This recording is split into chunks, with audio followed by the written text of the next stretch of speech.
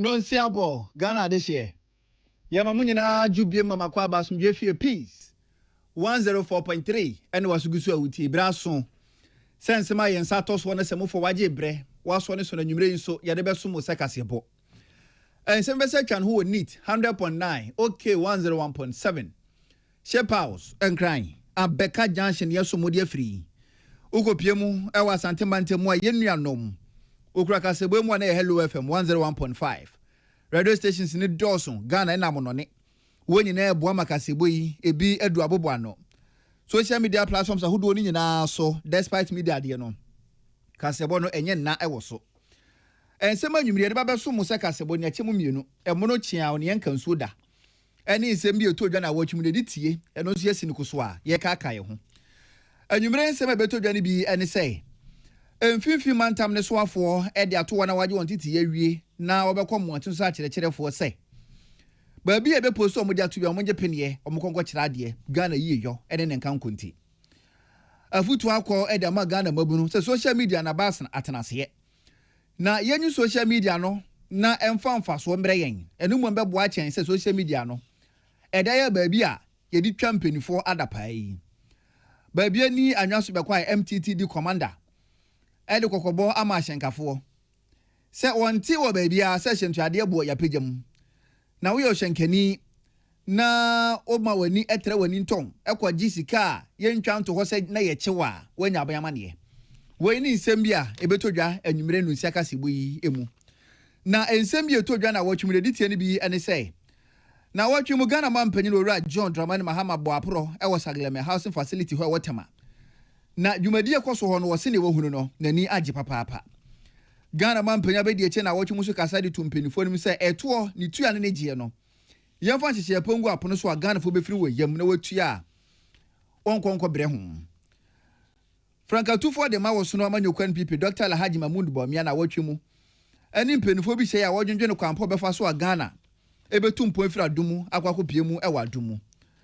Na wosoafo a wohwasoye ene obade ne patwe ho hia so asase ene obade ne patwe ho hia so edi atudwa se Ghana man ne lofoforo no ampinfo de ba no ebeboa mafa akwa yetufo ma agudie no monya mfaso do so puo edi afrim. Professor Ero Makokwe enka ne Speaker of Parliament enso de ekiremu se ebra so se fo ma agudie do yetu o Ghana no o man ne nya mfaso do so puo di firi so chen se ye ma mono ne fo ho kwa mo betu a o mo se mo ma ye royalties kakra bi na o ma tua da ma ye o se bra so se ye nyini na ye tra sa su ene ban no we ye ne nsem dodo na bi ne todwa na watwi mu ne ye ka ho do so pa ye si ne koso ye be ka aka ye ho na ye mfa seda ma this way chocolate drink ne o hia ne no a ene wonso hie special so just special range of drinks best point best assurance you twin ka ho bi wonyina abu ya chidom na anwumre yi mo somfo Sadat Mohammed Masin konwa akase ebo me de somwo afi ensem no munkyere mu enie. Enfimfi mantam ne soafo ene wonu nyamfo ekopanyi okere eduamoa. Na opanyi ne de adesrede eto na waje won tete ewie anim. Na obepie mu ato so akyerɛkyerɛfo se uwie na ye posti wo ba bia do bekɔ bia no obesere se jepine ne konokosom na ba bia ne ha. Wo se ebe ya areho be ya asefim. Se obi de se bi ne maame ne papa ti kurokuma mu. Na esanse ne mamene ne papa okurokuma mu nti eho na woko school na wanya kwamba kurokesie mu nti adusua se fata no no ne nsantumi nka wo se wo sra kyerɛkyerɛfo pa se ye posudu kokurokuma mu agepene ne kokɔ kyerɛ ade na Ghana ni e won kran ene Ghana ni okurokuma mu no wonyina ye Ghana fo na wo se wo te akyerɛkyerɛfo nso ya wase se woni abaya na se ewurama bi betena classroom na wo beje mu ntiti ya wie so ewurama de won kɔ akyemota junior high school kɔ kyerɛ ade wo na ye de wokoto baabi a kro idi krompo no ye bo a enye yie ozo onimisa ya na asefem na aban adwene ho aye ne sei akyerɛkyerɛfo ya woje pene konkronkuma mu kɔ kyerɛ ade no aketua ne nya ho bibi fa mo ye fa kakra mpi so na entimi mboa na wonfiri won yam enkonkronkuma mu kɔ adwuma afen so obampanyini e de ato education ministry anim se akyerɛkyerɛfo Ghana fo na nyina na ya baabi odi wonti beto de accommodation no ministry ne hwɛ ho nsɛm kae ebeye mpo won fa ho ka na emboa akyerɛkyerɛfo ebiem omampanyina hye se nyina monka na entretre mu na enkonkronkuma mu telecommunication network nso so enkonkronkuma mu sanse hye omampanyina de ato dwa yi se mpanifo hwe no wo ye ho adwuma na se eba mu sa ebeboa amache se akyerɛkyerɛfo nso ye postom konkronkuma mu so no o mafiro mu ye magye peni akọ na wakwakoye adwuma Orumunyamfo edua mo ade sansem itudwa wabra woto emamo ase sanitation pad ena nkonya bi kokoma twifo atimokwa adisua atena yese wonje na wonfa moa na wondwumade wokura mu twifo atimokwa ne mpatamu enkoyie Pay Mama why say Minister of Education there. Yes, Saturday and teacher for as I be here a dom and another one to my day. You be sasa or how be you na ye tum na ya orange so you be education project ne de ya yokopa no ntuma baby ya the light boko and how to reach areas where your network no so ya hwe there Pay Mama ya hwe there you be nzema bi obobo ma teacher you know so use laptop and I don't use any other gadget or your computer obobo am wetu waye am also when we there also okagana ho on it me gina kwenje do me the set teacher for there say area training college another university na we post to am pocho bomodia de boko no sanda afebe bi ne dachi hye wunsem Orumunyamfo ekopanyi wo kire duamoa sa kire mu say District Assembly Common Fund ne abanya pejama ko ha mu chichemu aduwotwe 80%. Ene bosume miansa mpa ho kunkron na ababeto mensin account mu. Enu nti ba bia wo no se wonhu mpuntu wo ho no mu a o mensin krache. Bodosobo esanse sika obehia da ye mpuntu no aban tua. Common Fund now aban chiche assembly no say aban dijiske bia 10 cities and 100 cities abaya said there 80% no the yeska nkaka ma siko pudu no ba apart from that yatum yadeko 80% no releases no so oba wano onin say assembly bia hi schools there ye we na bibia ba ye yeska dabi na kwanso ayafa ye yusu Common Fund so I fed the first na the bottle team ma assembly no wa partner what the and what the temperature to him 10% in a day 2% in a day. It is a bit that you work on there. Maybe I may just cut and my share percentage. No, my share mess I work corresponding to them I provide. Orumunyamfo ekopanyi wo kire duamoa mfimfi mantam ne soafo. Na enu akire no twifo atimokwa DC krache. Orumunyamfo Isaac Yosin. Ene wo mra hye bedwani Orumunyamfo Theophilus David Vondi. Enso gina disuafo ma ne nyina na mu ode aseda. Ema mantam soafo so. Waka ma no na moase paade watobi na wode abre wo mo afen so enkunya wode abre disua atena ye nso onso ogina atena ye na mu a woda Orumunyamfo na se na asemba ko mfa be ma nantinti ogina so de Orumunyamfo na nim se ubepie mu wo mpatem ho no ma checherefo no ondodo no wo fom emofra ne dawson schools ne dawson ba bi ubekọ no na chese school dan mienu chechere ni ba ko nyina ne se teachers no omusa enti mpenifo mboa na teachers do na mra krum na wo ho so wonya bi. So far, you receive over 19,000 sanitary pad. Education Director 18 in my chairman Nkolano. 250 boxes are so Ababua, Emma, Abuama, Nkolano, additional so Akoso. Jonabo Ubaya, Yamuakwaba, Ubajim, no 100 over a year in Congrano, any sanitary pad here with my Education Directorate. Honorable Minister, Akunyawe, Yababua, Amankola, Anya Baby Partner, Minoka say, my lobby.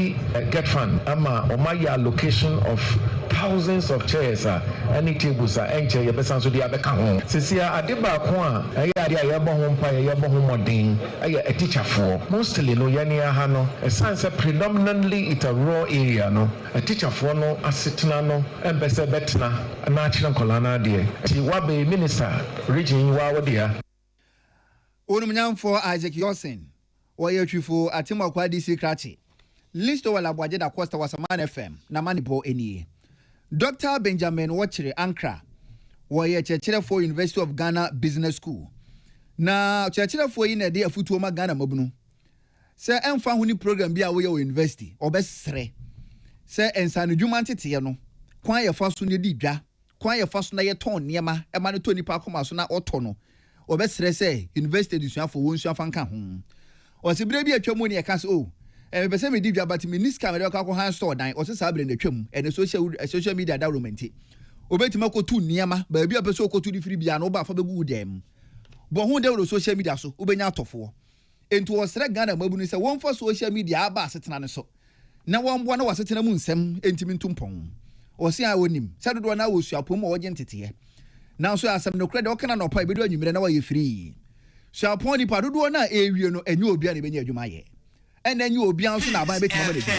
And it's a Usia Krabafa, so now we will be Janwa. So we are not a Bayamu, human poanya. What's your Bibia? Ubet media, Buana Wanka Sanso, Abra, what me di. Nina social media daruma. Na Yenja su and the Bambonia by so. Na the social media daruma and Tiamu in Wakula. And the data crabin will be ya.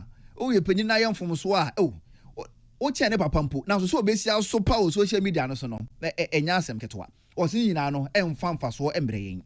What is answer mu to Jawabra Students Association of Ghana. 1 week celebration. Ya toso eduasam yensa na wo hye hofa. Bia abrofkasa me kan social media and ubeko baabi na uhu social media Facebook WhatsApp ne TikTok ni ade obi ton ade na o se o ade me pese meto na one nipa no telephone number ade a pen bibia na e de abrew mum ofre nipa no bisa say na o shop wo hin na kamatumi aba abehwe ne ma oton o se mini shop nipa no ni shop oni store oni bibia ni nema nyina agunu fie enso social media ni nti oye adwuma sabi onye sika the same social media so na ebi mu kwatena ho sabi edi atam edi agronko a kan sama esre nka se enye se ebe kan sama esre nemu the same platform obi edi ye adwuma enya sika ma sabi daachi ono so na bra bo watumi edi ye enti ya hwe sene social media betumi enya so mfaso edi aye business sabe boa ye ma yankasa so ya bra bom ye ho ahare ye na ya bra bo so atumpon ani a atwa go ye Dr. Benjamin Wachere Ankra or a lecturer at University of Ghana Business School. Then what the president of some Graduate Students Association of Ghana or University of Ghana. Ura Sadiq Abubakar Nsuka say bia odin sem say episo.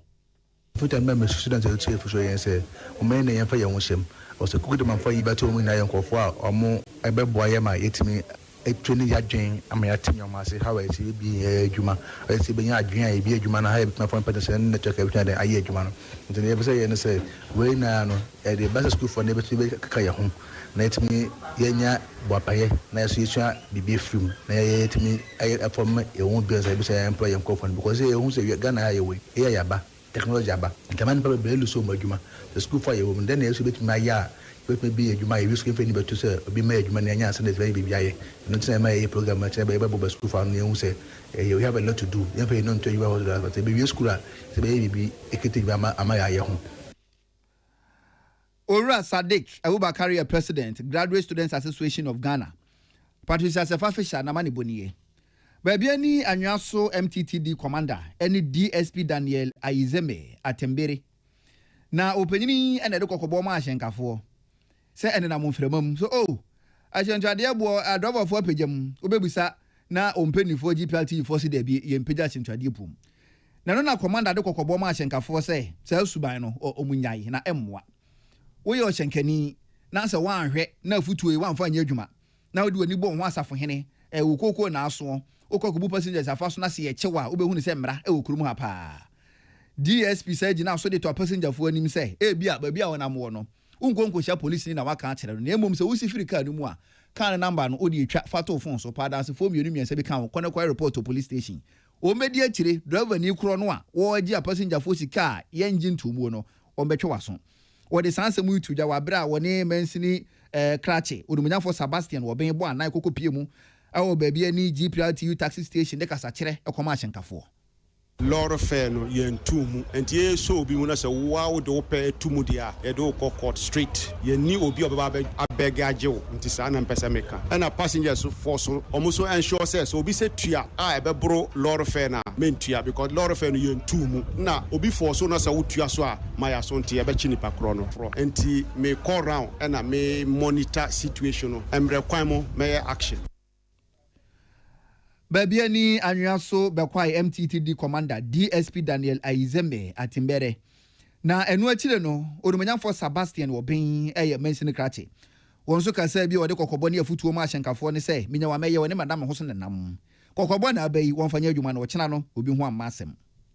Kakra meka ne say enopa ne nya ante say adava for no especially taxis no amoko bekwai na ntwa so no amato lor film na ohwe so a yento lor film biam nti we dey afutu ketu am ne de mom say obi a waye bi na adwe ne so ba bi bia onjai we see yente de ne commander ba ya yehia adava for no mpani for no nti de why sabe so mu say wato lor film ne de Ghana mra na ne udi na anya fi na obeba na obeka say me de me see nti mbesere na say mra na ne obedi nti Onumanyam for Sebastian wo ben na ne kwakra mu no na wo kire mu say sprinter bus e firi baabi ani abakumase enka ne no moje 37 cities ene o mapagem da 40 cities na adentia ena hyenkafo otu sprinter bus si o mopanyine ba akowura ataboni e kire mu say on say sprinter bus ne city dodo na ewo mu no passenger fo na de complain ye say emo mo ho kire mo enti enyi ba ku firi mu enti enyi ba ku firi mu dia na che say eka no o mo beche e da cafe no enu nti no mapagem na emo menye say petrol bo anampus papers bo nti ena wapagem eno ne me kire mu ne se first na city ne 5 be city ano yate ba ko afiri mu se ne na passenger fo ne complain say omufo omunan no ebobo omobododo nti emayete city ne ba ko firi mu se ne be ya omuhu be heha wom nti na ma ne bo no akosoro kakra no sprinter no bi e hade omo ye station card ye yatete city ne so eni a twagwe yi eye owura ataboni okasaye edema wona wotu sprinter buses e firi baabi ani abakumase awukwado western north region and wodi amanebo yi ebesom yen president edema Ghana Publishers Association ono anso ye chairman edema Ghana International Book Fair lawyer Edward Yaw Uju na opanyini na de to Ghana fo nyina anim se enwoma books nimdi wo mu papa na ene ema nwoma na se books no a yes ye wo anibia bireso nti book no kwabrane no wo mpe oso me ko internet so menye bia kan wo me phone so okuta phone ya be notification aba azigi obe close book no notification na wakoko bi azigi no obe bana tese why hyper book no won kan biem enti book ba ko obetimi ada no phone so abo so me ni achi na won kan wie wa bra senka okuta physical book no a enen ka bo so me no kura nduru obekan ya wie enti wo sere say book no meye nka social media ba internet abanti yebetima anya nyina wo so si book bi krampo ho no mu a obechiri internet no so nyina unya da adi so kopa physical book no na wo kan na wo gina so de ato Ghana mabuna nim se nimdie wa kinkan mu enti emfa ho ne ba bi e woduru wa adusua mu uhia sebra ne bra no wo kinkan na wadwen no etimi ye sharp enti wo sere Ghana fo se ye ma kinkan ho hia yen wo de sanse mu tuja wa bra Ghana International Book Fair 2026 ne etoso aduonum yensa no wo pa ho ntoma lawyer Eju ekire mu se books no ya na mpempi no bi so se book we de o he pages no a dos dodo ne ka akura be ye ni ha o se da bi enye pages na wo book no no eni hia na emom se wotimi nya bre o kan animu kakra na o kan akire kakra wo be hu nimdie bi a wo no ebebo wa bra ba o pese oboemu ebo ma nipa nimdie e ma nipa adwen ma wo dada setina mu wo no hu kan abefa so a obetutu wanamo e de afa na wo se se adwumadie sonko a wodi hu nkomo yi Ghana International Book Fair 2026 ne kase pa no e ba so Nyankopon ya adom wasa na bosom ye wo mu ne de to so aduonu nson ekosu aduasa 27th ekosi 30th e wo National Theatre ento osere Ghana for sere do na no ye mbere bi na wo ba no buku bi a wati ne din wape bi a wunyaye no e bi a otie ya obenya bi wo ho won so atwetwe ngoma ne akenkan fi ye mofra se bezi sabere bi hia dodo na wo ho publishers mpinfo dodo na beba ho no mo na ye no mu edi nkomo kwampa ye befa so a kwa o se o musu ye buku no na ye nso ye bia ye nika ho na nkobi buku mo wani nkonkokum no emba mu sanfa ma yen. At a time when Ghana is looking towards a future driven by innovation, creativity, technology, and knowledge, the Ghana Publishers Association believes that books must remain at the heart of our national transformation. Books are far more than printed pages. They are vessels of knowledge, wisdom into new worlds, records of our history and culture, and powerful instruments for shaping minds and changing lives. A book can introduce a child to a new possibility, inspire an entrepreneur, challenge an established idea, preserve people's heritage, and give a young person the confidence to dream beyond present circumstances. Lawyer Edward Yaw Uju, or president, Ghana Publishers Association, on one Sunday chairman, Ghana International Book Fair. Now, and what you know, Ura Emmanuel Nyako, or your honorary treasure, Ghana Publishers Association, on also say between him, oh, I feel book fair, one baby, a wire, a son say, a baby, Yayan hyehyɛ sɛ obana pɛsɛ woni publisher bi enyan ketahudie animu a yɛsiesie baabi a obetimi akɔ na wate publisher bi nka wate author bi nka wate nwoma bi nka babato no hɔ na woni no enyan ketahudie yɛfrɛ no B2B meeting na woni no edi nketahu nwoma bi ɛhyɛ da customize ɛma school no na dance a nyina betimi aba na abɛsan hyehyɛ yɛde baabi aba nso a ɛsɛ Ghana Star Reader ɛno no yɛbie kwan ama obiara abɛkenkan wɔ nwoma ɛnyɛ borɔfo kasa nko a yɛwɔ nea atintim no akan kasa mu hwi asante no yɛkɔ apem yɛwɔ nea atintim no nkran kasa mu yɛwɔ nea atintim no ɛwɔ kasa mu Ghana kasa biara nti wobaa no nso bɛnya bi akan Ora Emmanuel Nyako aye honorary treasurer Edema Ghana Publishers Association ni Caleb Kwadwa Day ene de amanebu yi ebesum yen Western North Regional Commander wasum Ghana Police Service aye DCOP Dr. Francis Kwame Gidi na opanyini ene de afutuo ema Ghana fo nyina se yemwa na kronobo ene awudisem yentimi mbre ne dwumadi ano ase aye police asade police su betu ana mompa sanse adwuma no waje atum so obeye na ɛwɔ sɛ Ghana fo hu ni sɛ police fo no mo nyɛ sɛ bi nkonnwayifo ɛno ti nipa bɔnfo sɛ bi kɔ so wo mpata mu na wonim ho popoye na wantia police fo na so a wo bɛbrɛ police fo so bɛbrɛ enti bibi kɔ so saa na sɛ wotia police fo na so ɛboa ma hwehwemu no ɛkɔ wano ama yitimi pɛ atentene ne ama nipa ne ho aka adwa mu wo de sanse mu to gya wabra Ghana Society of Physically Disabled wo Western North Region tonsa e de free police mpinifo so wɔmbra wɔn na so na enema hodo adane da no wɔyɛ na so etia mbra wɔnim o metiro mo na ne osuro so obeyan soso no entia mbra soso no wonkyere mo na okine bi no wankwankonya abayama ne You move for human rights and how when you come into contact with the law, I am running my coin say right to be or Jana and I take it that right from you. Beginning from arrest, and then when arrest comes in, then we follow with detention. Where you have offenses established, and then we put you before the court, and then the court also finds you guilty, then imprisonment. It immediately move as our processes in and you look at the CDI, your first or chinipa, and as a conditions, namuswa individual, only police and as only uniform person. To me, Emran Makwan said Nipana Enche Pia or Diboni when in him. Young Kwan, your uniform, and Emran Mahon said Nipa Obi Dibonia or Chinchina one as a Wichino. DCOP Dr. Francis Kwame Gidi, or Western North Regional Commander, Nini. Na enwati no Western North Regional Chairman, Ghana Society of Physically Disabled, ene Ura Abetinsia. Wani ni kuoma bi nso ene Peace FM di nkomo.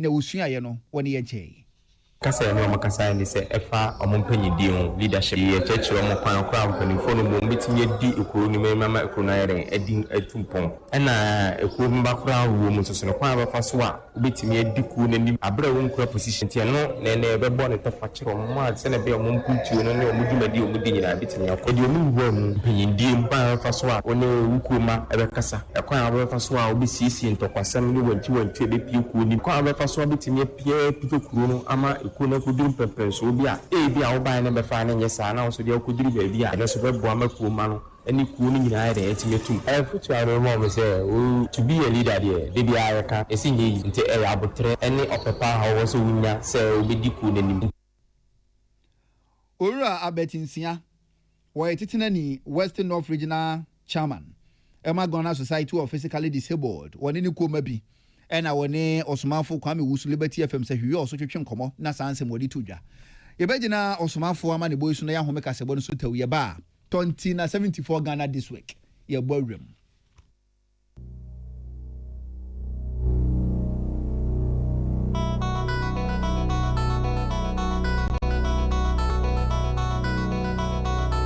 Peace FM.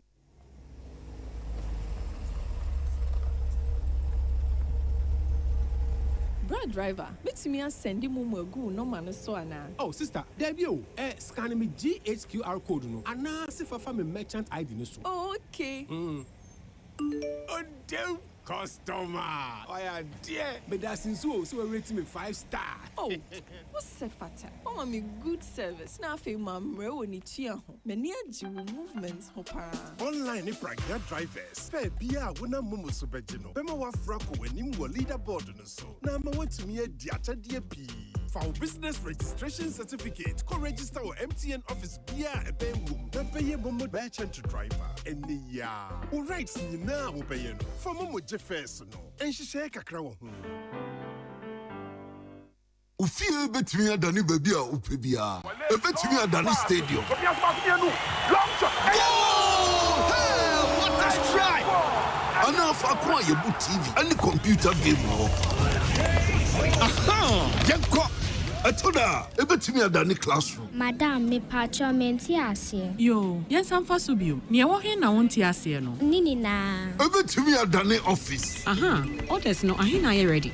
Okay, Mundi can fanko East Legon. Ebetimi po, that's why you fa kwa. Ye nhwehwemu wo. Daddy, a DNA big bang theory. Chain, mami bisa chat GPT.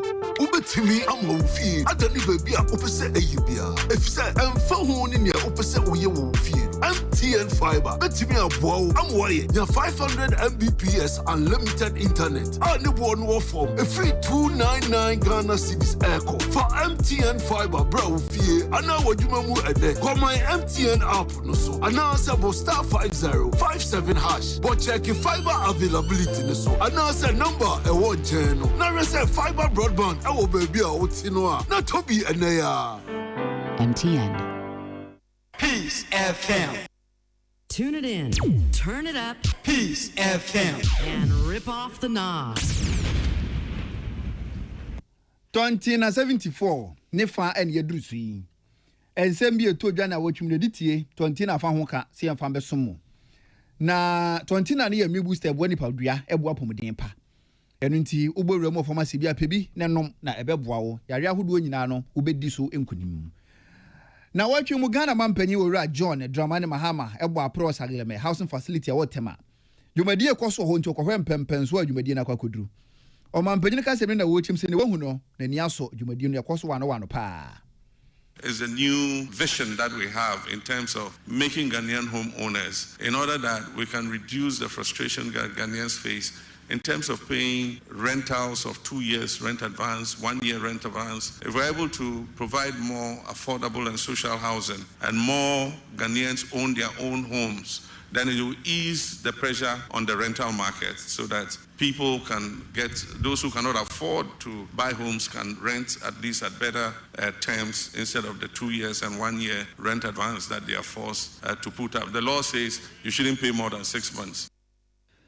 Ghana mampanyi wura John Dramani Mahama na watwe mu na sanse modi tudwa na eno achi no panyi kwankyerefo no aso ne titinani LMI Holdings ono na ye contract adwumadi e hye ne nsa wura Kojo Aduhene enso kase bi tire mu se Yakopon ya adomo enche adwumadi de ahye ne nsa no behwe na wadwie hwie be March 2027 de adankra bako be ahanson 700 de obetumi awie.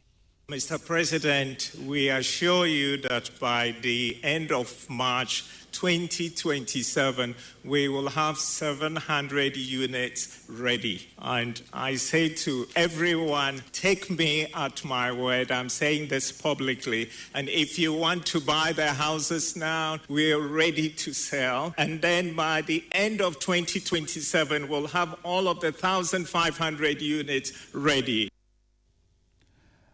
Ania etwa gwe owura Kojo Aduhene penye kwankyerefo no aso ne titinani LMI Holdings ena na watwimbo ne Salamati Kuku apento twetwe nkomo sansem wodi tudwa na watwimbo International Tax Conference ekoso na we yenhyemu a Chartered Institute of Taxation Ghana hwe ye hyehye Ghana mampenya be di chirobenfo na na je no poku agima kasa wase ne kasem no de tumpenifo dim se eto ne je ne nitua no obesere se mpenifo ngugum na eto no anasisika yie no etese hwini munyi twe ya papa.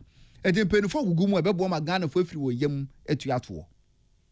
principle has guided government's approach to tax reform. Last year, we abolished taxes that had become burdensome. These measures were intended to ease pressure on households and businesses while creating a simpler and more balanced tax environment. This has been followed by a significant reform of the VAT system through the Value Added Tax Act 2025, which took effect in January this year. Ghana mampenya be di etire obenfo Jane na opoku agimai na watwimu ena sanse modi tudwa Salamati Kuku apento Patricia Sefafisha mum na manebo enie na watwimu na frankatufo edema woso na manyu NPP Dr. Lahaji Mahmoud Baumia ene Ghana Institution of Engineering penifo di ehia na nkomo atwetwe no efa kwampo obefa so a Ghana mpuntuo ho nsem ebedum pempenso ebeso Ghana fo nyinani yetoma no ontina me to so o share say in start projects there from identifiable groups. Na yɛn fire so ntoto form ntie deɛ tememofo no problem side o makoma so. Na yɛn na yɛtumi apɛ kwan a yɛbɛpɛ solutions to such problems no. In that light, now I start so share various professional bodies. Into a meeting with Ghana Institute of Engineers and command on very fruitful. Any actual Dr. Kwiamuako or Kasadema Dr. Alhaji Mahmoud Baumia, na wachimu and a sansi moditu ja pious bedu bans in the Diamadibui Ebesum Yen. Now wachimu no so for that's where has say and no body ni petri which swano. Oduminyanfo Emmanuel Ama Kofibu akasa yitiri mu se foma agudie to ama mra hye ya mpinfo aye ne be ma ho kwan ma fa akon yetu foma agudie no sika dodo na beka ho na emfaso se fatan so no won sa kan ho. You cannot start any application by simply going to the big guys in Accra. You have to come to that mine. If you want a mining license, medium license, whatever, you have to come to that mine. And I'm happy we are trying to make sure that the district mining officers are here. We'll form what we call the district mining committees. It's made up of the chiefs, community leaders, assembly members, EP and Minkom officials. Onuminyanfo Emmanuel Ama Kofibu a eyo so afọ da so ye hwasase ene obade ne patwe ho hia so ano na watwi mu na sanse modi tudwa na watwi kro ya mu no 2026 National Mining Dialogue nhemu ba so won kran enka ne mrase bedwe fie chiame Professor Iron Michael Kwe ekasa wase ne ka sem na wo tirim se ne ye no daa no ye ma amononefo ekwan bra ne betufo ma agudie wo wi a na wo twa kakra da man royalties wo se ye nyini trasa ade no ade no wo yen dia entu ba betu amfa so obi wo mu a wo se dodo na no e kan yensa. All managers at any given time must be mindful of the fact that the land is not their own. You are caretakers for the time being. It helps us to know how we should behave. We are particularly committed to Ghana owning its mineral resources. Professor Aaron Michael Kwe enkane na sibejo fie chiame na watwum na sanse modi tudwa na wosofo be de ekira woda so ye hwa asase na obade ne patwe ho hia so ano ene wonumenyamfo Alhaji Yusuf Sulemana na owodwumade ya sibi nso kasa ye tire mu se braso se fo magudi etu odwumade no Ghana fo nyina re nya so mfaso enye ne wonya adwuma ye nkwa na so nya so mfaso na imum Ghana ni bi oba bia nnampo adwuma ekuo no a ono so utuo no mfaso esefata no wonsaka. Local content should not simply count the number of Ghanaians employed, but rather look beyond the payroll of these mining companies. More specifically, the following are valid questions that need to be asked. 1. Are Ghanaian businesses getting opportunities to supply goods and services and developing the capacity to compete for large contracts? This is a legitimate question to ask. The other question to ask is that are young people acquiring skills that will remain useful even after a particular mining operation has changed or closed? Onumunyanfo Alhaji Yusuf Sulemana, Deputy Minister of Lands and Natural Resources, na watwimu na sanse modi tudwa. Na watwimu ena domkuma friends and chirofo nhemu ma wombano dani wasan hini Alexander Afenyo Mark onumunyanfo gina na namu kasaye. Ne kasa mi no wotire mu say good board aboka. 22 million Ghana cedis. Odo kwa America sikemu a 1.7 billion USD.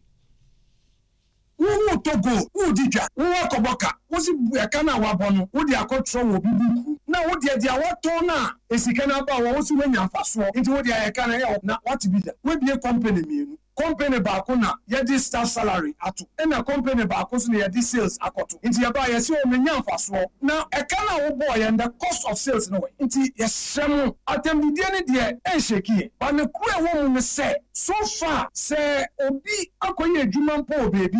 Na sende iyokofo tata binum attorney general ye press conference o obi mpo oye ayaban adwuma eka 5 million cedis 3 million cedis 10 million cedis yetumi frɛ wɔ iyok na wakɔda hɔ ne yɛsifa ejapade a asumbuo for branch ya mobil na ne gobo fo be dia be hu anu akire no na odumunyanfo no se kire mu sɛ domkuma no wakeka wɔn ho o hyehye nkrata wo mrahye bedwe fie a obɛhwɛ na wadi gold board dwumadie ho nkomo na eka bi ɛwɔ hɔ no ma anaso dwumadie ne nko yi a wetima hwɛ na wapa no komasibre the parliament ABP yenu no say ono de op debate yati asesa ye penisa na ye debate bia ye kwose ko bi mu ye pese ye kai me say so op debate a go board for some debate omo din kan enkan kire majority because ye di kan di first motion by ye see ye debate na ye ma board embra na ye enhwehwemu no majority for no mo say omo ntie central for am na mu ni inti no parliament bia ye the motion for ever. Some motion where you be dealing with the $1.7 billion,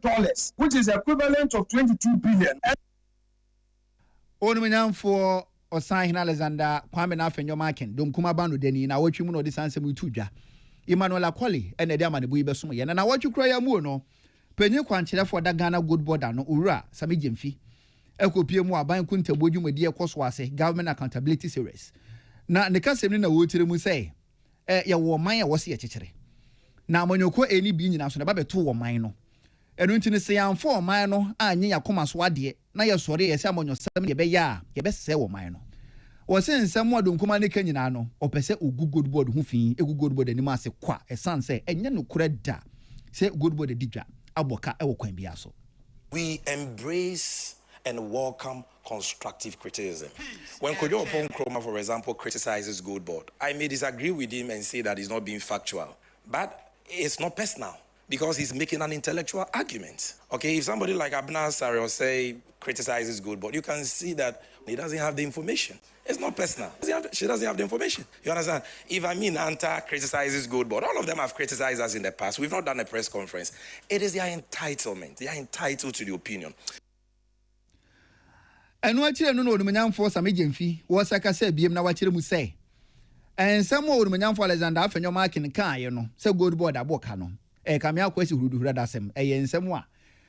O body siri mukaye, and yen somewhat dance, Diabiano et etri, or can satra sakeke. Now, good board you may dear good board require one at a bang. PMMC, and engineer never be a good board.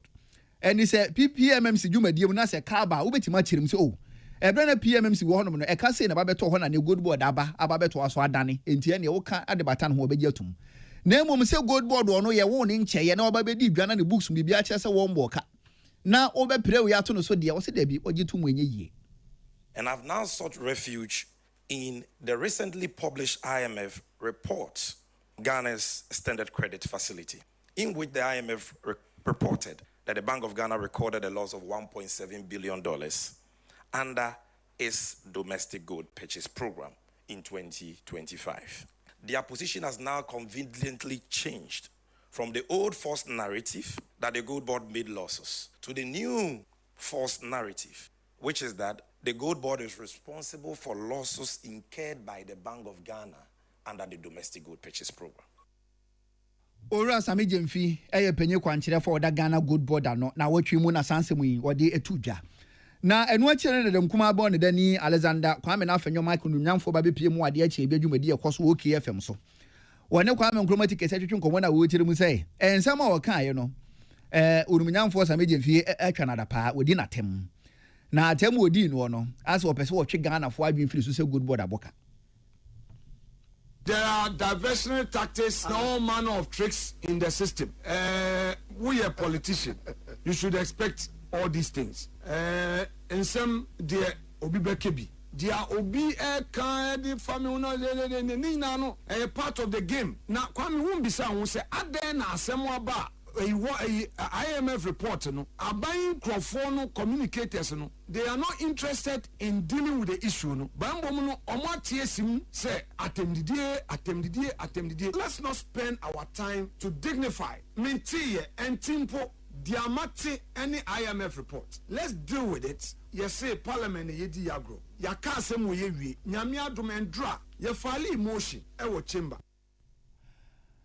Onumanyamfo Alexander Fenyo Mark in yedum kuma ba no dani na watwi mu OKFM ade ache bedwumadi so ne Kwame Nkrumah kese na twetwe nkomo na sanchire mu wode atudwa na watwi mu engineer wisdom Edem Gomachi oya mining consultant kasa chire mu say foma agudi atu ayentimi ntu ase no ni nyina ne say Ghana yeto gold eno ntisi yeto gold a ene na gold no yetu no kwampa so tu kwa bonu so we say yeto eni se yentimi ntu foma agudi atu a ennam kwampa ye intimate to so sade a na ka me akwa ese aban no o techire e na ye to sa good no e de ama good board Obi say gold board abetu smuggling and they won't need their worker. They also can say gold board abemagala me say mumaye den akosu because for the first time we have a government what set a target on small scale gold obeto. This is a sector obi eni say ye can small scale omo mo ye formalize no e ka create dinara e ye galamse fu aban bia nso ato galamse gold da MPP atobida NDC atobida from 1963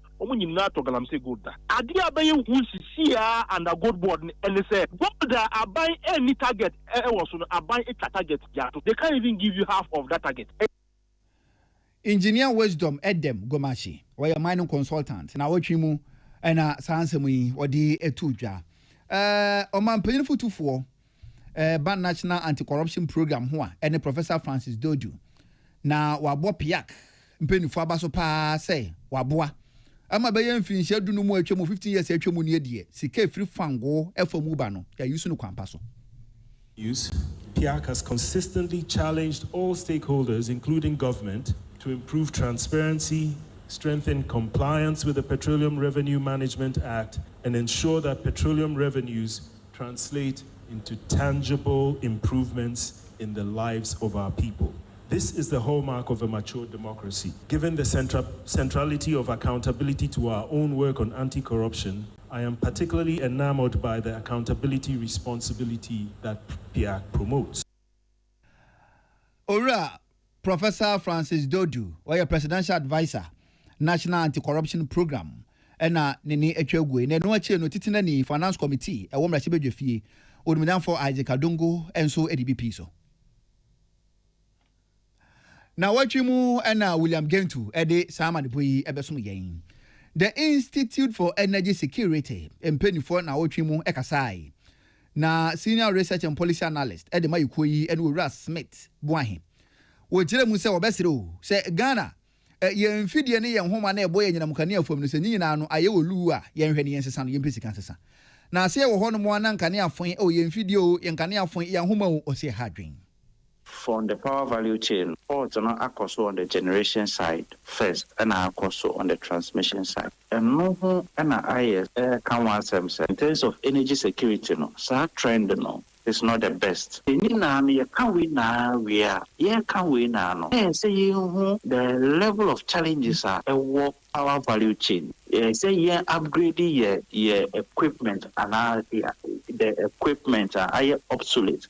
Grid code. Gridco in a serious financial injection. We and a way a buyer funding. Gridco has been financially limited in terms of investment.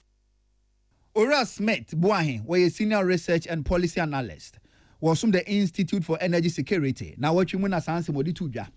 Now what you mu an energy analyst, or executive director at the Mass Center for Environmental Management and Sustainable Energy. Ura Benjamin Insiaka say Muse. Mfidie do na de nyamianim nukuri na ye dada na grid ko be hia sika pa na mfidie no etim da yensesa wom na sika ye kan be 1 billion Ghana cedis. I think one of the major problems are now how can see a grid container a sikasem because sa fidie nyina no a capital expenditure and normally capex no e was stroke and you know say you pese tu an asie na ye so no na adundum emma and I say adundum efa grid co and I say grid co ne control room and I say ne transmission lines are then I think that I was say ye inject sika kesi they call probably we may need between a billion Ghana cedis to be able to fix this particular problem. Ora Benjamin Insia, or energy analyst, was an executive director at the Mass Center for Environmental Energy and Sustainable Environmental Management and Sustainable Energy. And our dates are in Semui Etuja. Also for here, Nina Mohun Samso and Unum for John Amdulai Jinapo.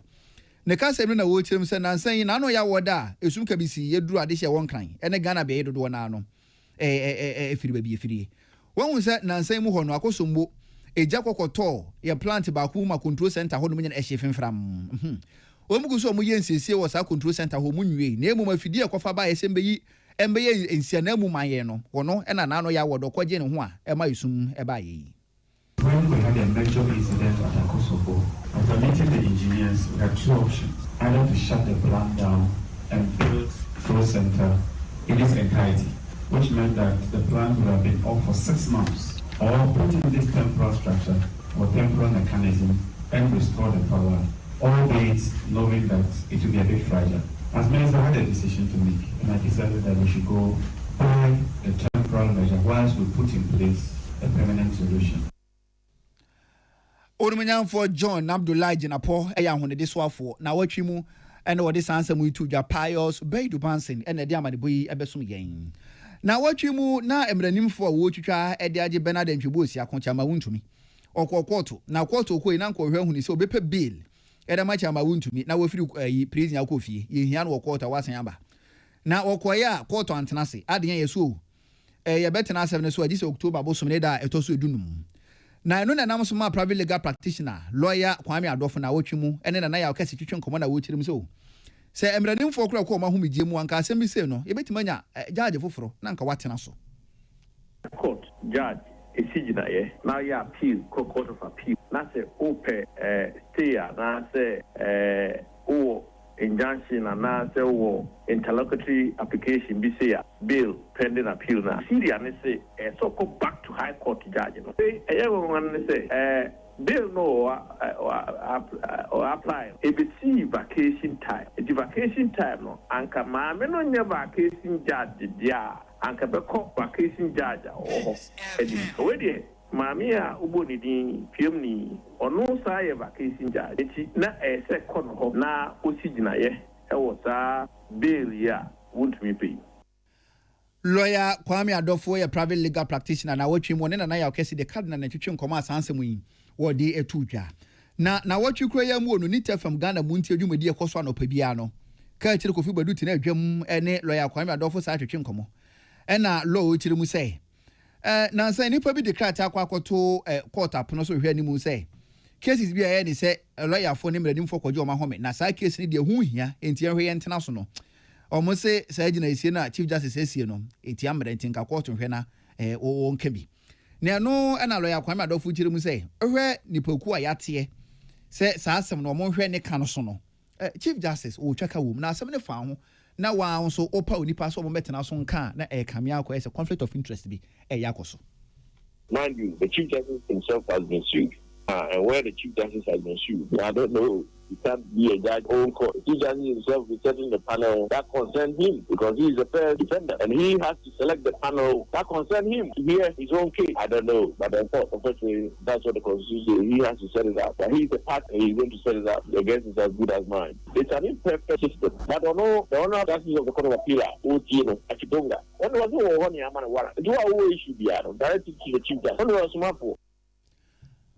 Private legal practitioner lawyer Kwame Adofo na watchimu no de sanse mu tudwa e wo NIT FM Ghana munti adwumadie so wa bra no de ka kire Kofi Badu na wotwetwe nkomo na onumanyamfo kodwo oponkromo ofo sha ebi mrahye bedwani e ko nkire nsemiru kokoto Supreme Court apono so se obehia nkiremu e wo Ghana ya mamra no mu ene se semranimfo nyina e ko ma homgie mu ana na onhu ni se esefata se yi case ba ko mienu bi si ho se eno de yenhwe na yenkan sanse hu hia and the Supreme Court ntie ni nsemi mu na sa na te a quarter hodo a legal vacation bre isu yi omudi asem nyina no yenhwe na yemo wonyae na court tena so na omo se onumanyamfo nsema wodi aba isa bi mpedua sanso nyinam enti obotugu ye na no akire no ye ne onumanyamfo kodwo oponkroma ene ne mradimi ni atwetwe nkomo.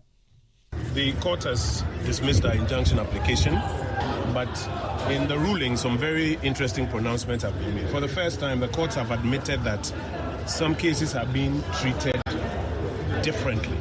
Those are the words of the judge. They are being treated differently and expeditiously. Why? He doesn't say so. But then he proceeds to say that in his opinion, that will not amount to a violation of the constitutional articles that we have raised in this particular matter, and that he thinks that that will even be in the interest of the accused persons. We've asked for a certified copy so that we can peruse it some more, and then on the advice of counsel we'll take the next steps.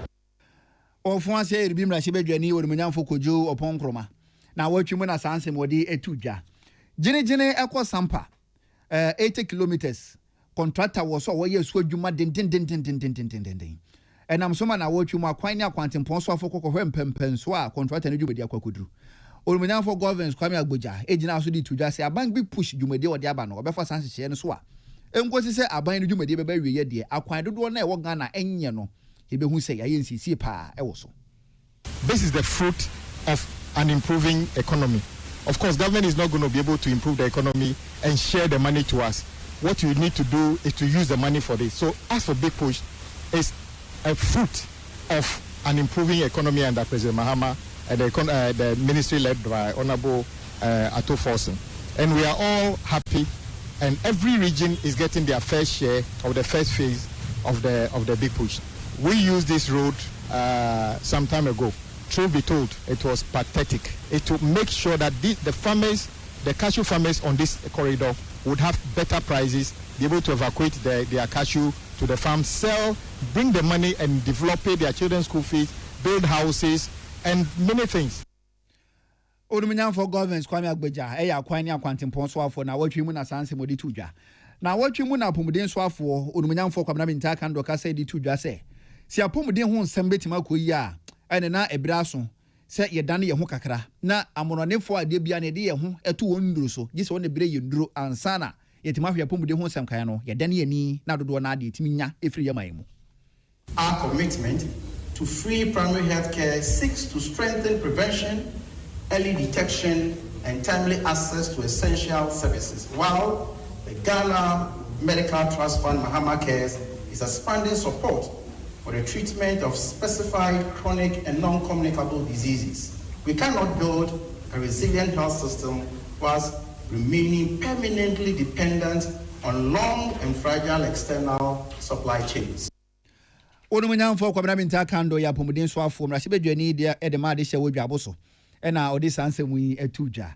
Onumunyan for George Opariado youth development and empowerment minister na watwi mu okasa oni TFM so kire mu se amanfo se menya adwuma nya ne doso ye ka ho ena mabunu endubone ne nsa wato mutinta no so oni kure bi anim enema keka bo mabunu do na no wo fa ndubone ye ne nsa no chen menya adwuma nya no Sabi akoda owo school sabi ondu emena so start ye adwuma ntomo mo fa hono nso na na oma sabi omo wo university so afi na omo sua de aba be fim aba be pe adwuma na omo fa me na ye community research na ye na ye de emu hwehwe so ba be to dwa no sabi omo ye adwuma kura so fa indro ni bi so that excuse the devil is finding work for the idle hands no credit sabi ni pani ni hwe ya oba ko pe bi before Friday but it doesn't sustain, and it is not entirely true. That is what leads to it. People are doing it out of various reasons, and so we've not relented. I launched the friend Red Means Stop, and we made it as one of the ministry's main advocacy campaigns.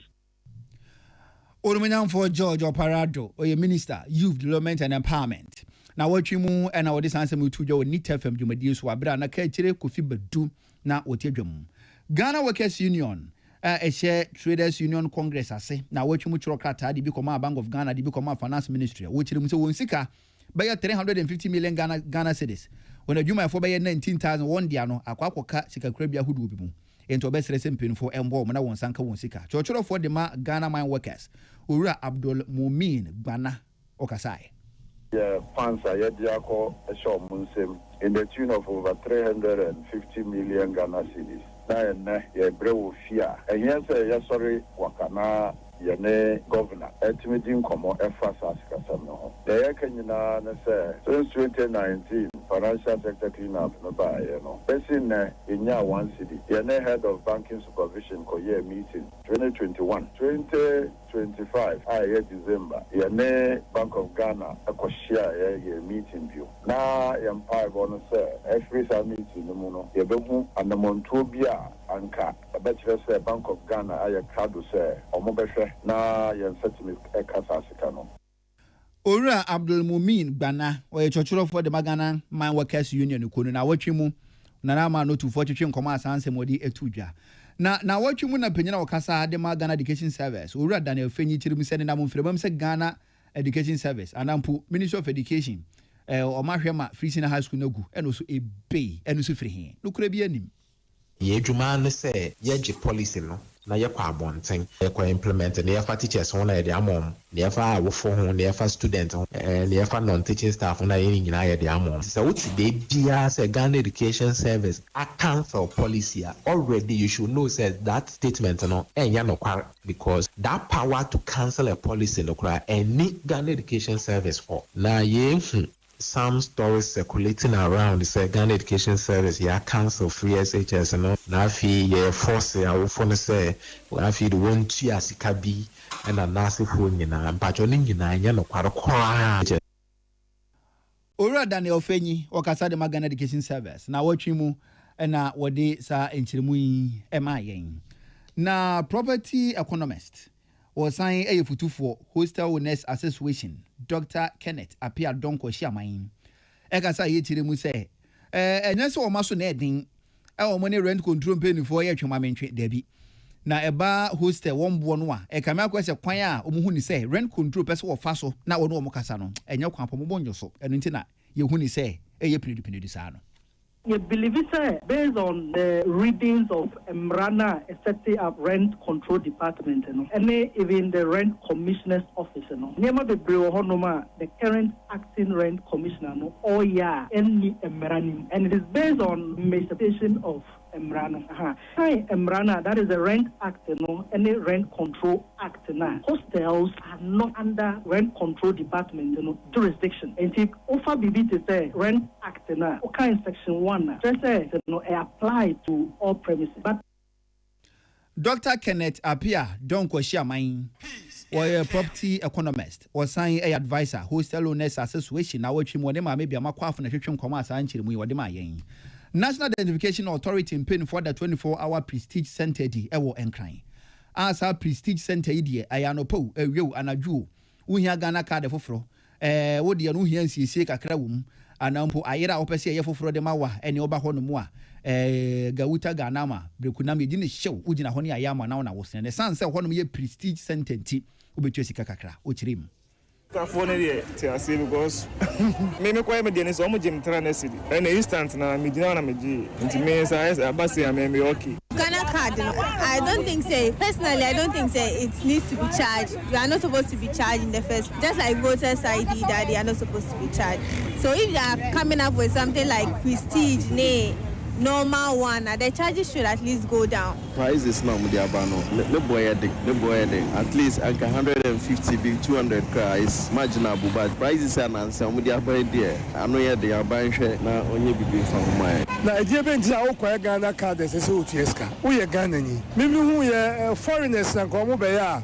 Obi o matracha bia eju o muskara me ye Ghana ni me ma me papa nya Ghana for o me Ghana me ntu kwa nko ba bia da esi de na me kwa Ghana kada me tueska Ghana for bi na odi sansa mu yutu dwa nti ko district ho no mo de yi free ne mo ko prestige center ho no na wo pede a ho na wo betu asika na sanchire mu yi o mo de e ma yen na adesiate do me ko benya na won so won dada dwumadi do mo fabric su ne ketase kwan no na wotwumi ye wo ye kire na wotim se kwan wonam so ne kwan nye asai papa enti aban mehwe na wonye nsisi mfama won eye kwan a ye nam so ye ne aye hu se kwan we ada ho acha ye amanpemfo e papa wa abrini a wo hye ye mboy promise ye se won be ye kwan ne de amaye na so abrini a bo hye a wo be hye ye won mu entimi endi bo hye ne so emaye da aban obehu ye mobo be ya amaye no ye be da wansie pa yes that brain or how can se pa because to your problem in susu anta your problem and am most ye man suppose come be na tia fifia do school no mu no mu nyina ya poto say maybe I'm sorry no man say am ho na bi bisa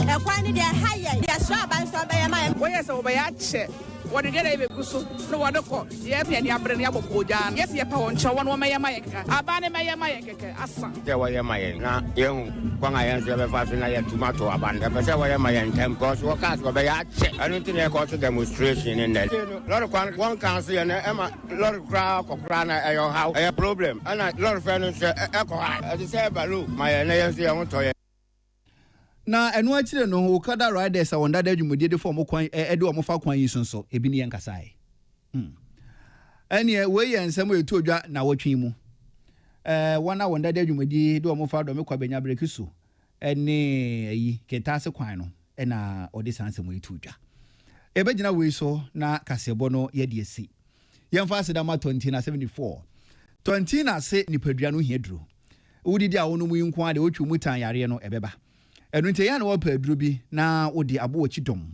wapomudin ho nsem atima koyie na 20 na 74 eye meal booster nipadua no hia ebo nipadua no papa na me say enka ni bi nanka yese virus ni aduro na yare bi ni ti na hu so se dade bi twa dade bi mu na aya no waso 20 na 74 ahwe wakoye test ya ka cho se HIV mo wani bi aba oni padua mu nonom 20 na 74 enye da kuradwuma enti esa sa to biem nenom amanfodi ho adanse uguso awo no na be kakra obekọ akoye test be ka cho se HIV no dwane e de fini padua. Oh yes, amanfodi ho nkomo amanfodi ho adanse pa enti onso kotobi HIV is ni nyina no nonom 20 na 74 kokram cancer yesi afi na efefe de ba ensuro ka shegbe kono kopɛ 20 na 74 ni bi na nonom na obehu ni sampa ya wadro ne wadro mu aga ne so se 20 na 74 endemu yare ahodo nyina se syphilis se gonorrhea odun so ati ya waya na so fitaa bia beta wo be ma no ne ekeka ho